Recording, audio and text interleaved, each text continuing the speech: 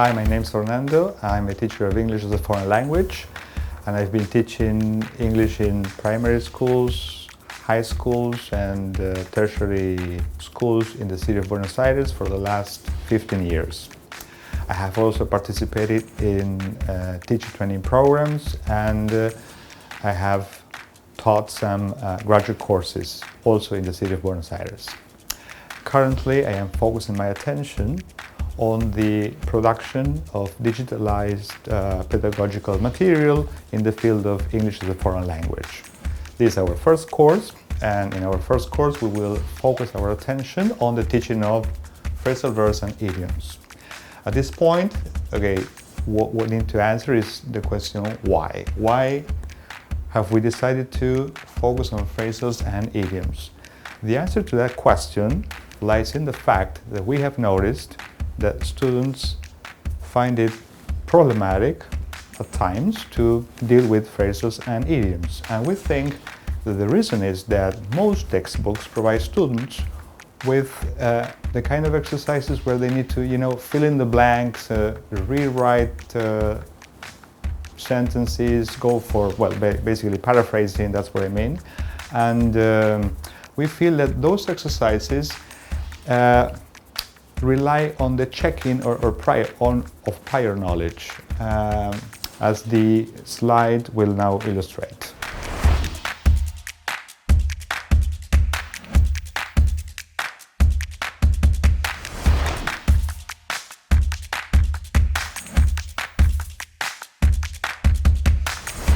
As the sample texts illustrate, textbooks mainly focus on the checking of exercises then, right?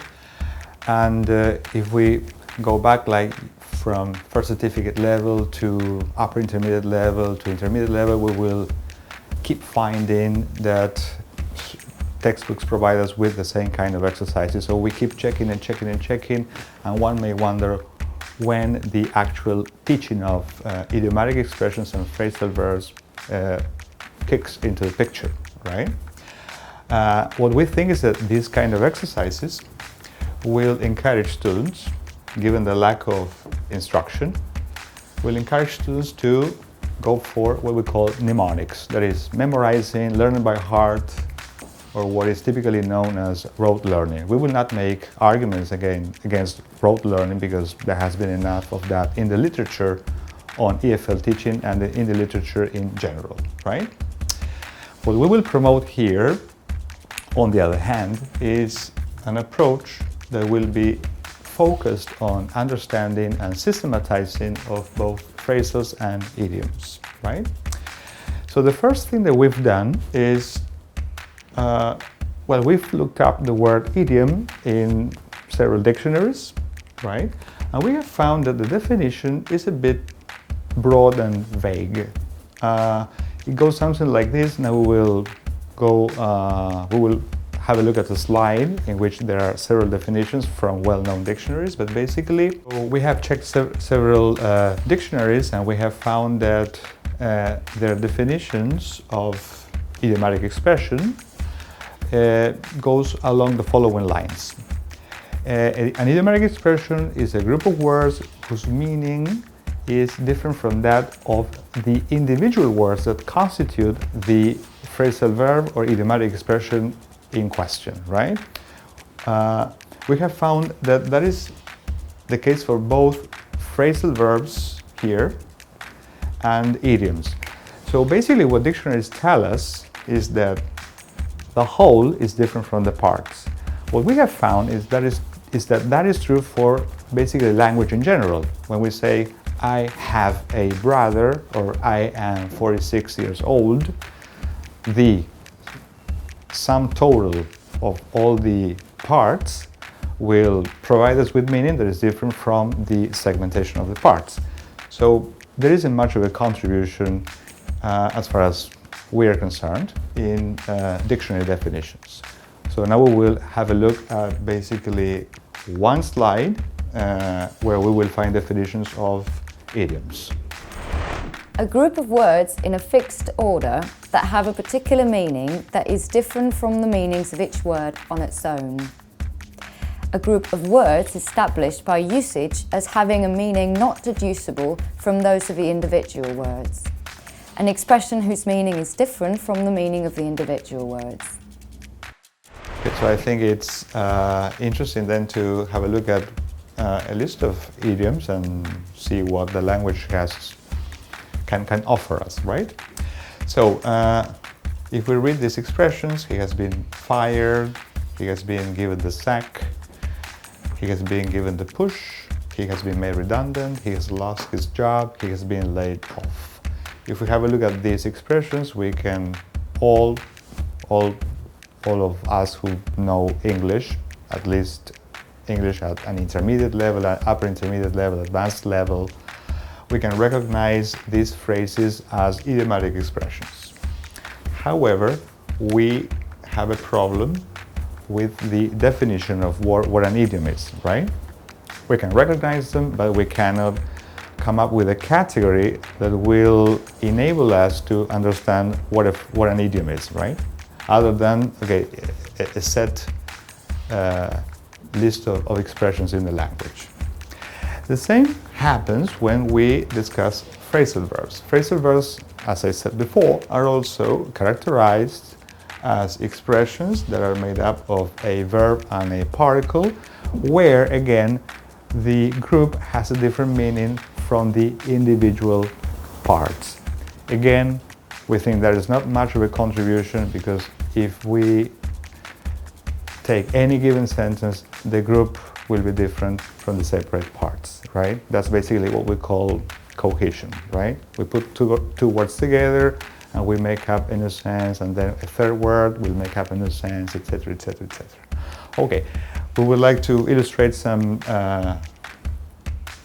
phrasal verbs with the following expressions, right? He has been laid off. Time is up. He has given up smoking.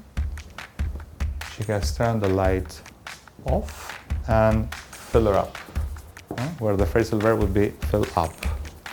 So in all these cases, we have noticed that there's also some idiomaticity, right? So basically what we need to do next is to define idiomaticity.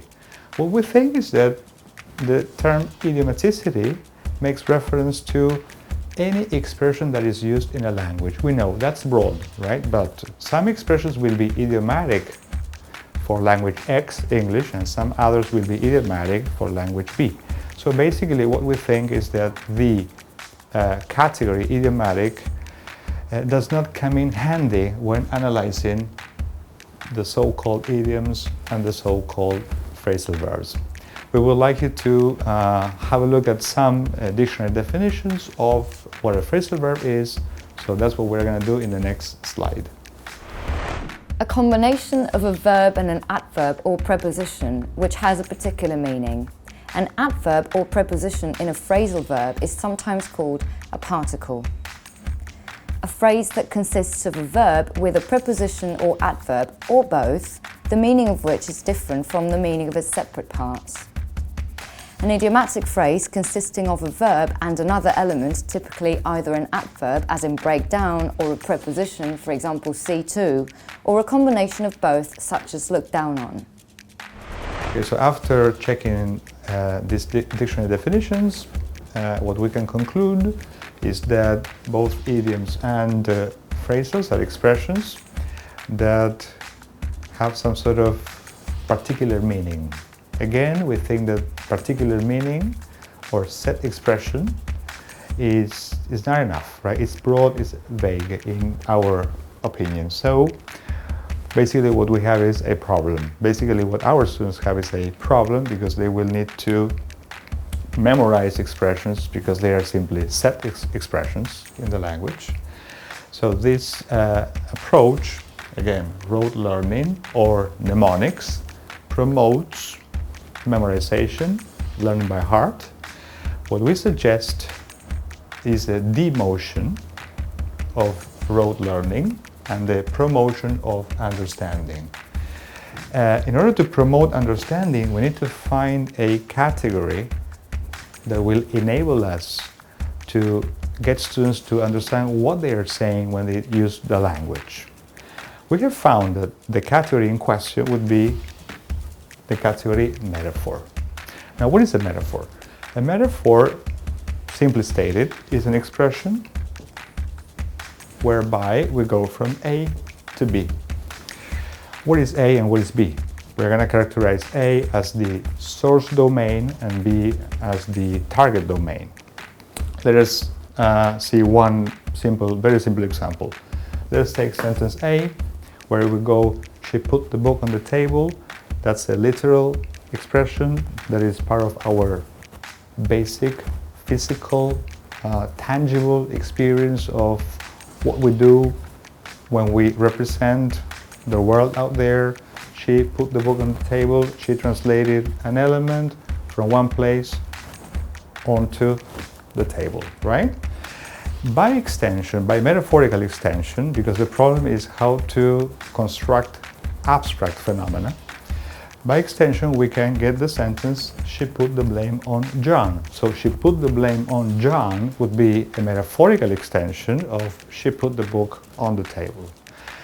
So we can see how from the tangible we go from the tangible to the abstract notion, right?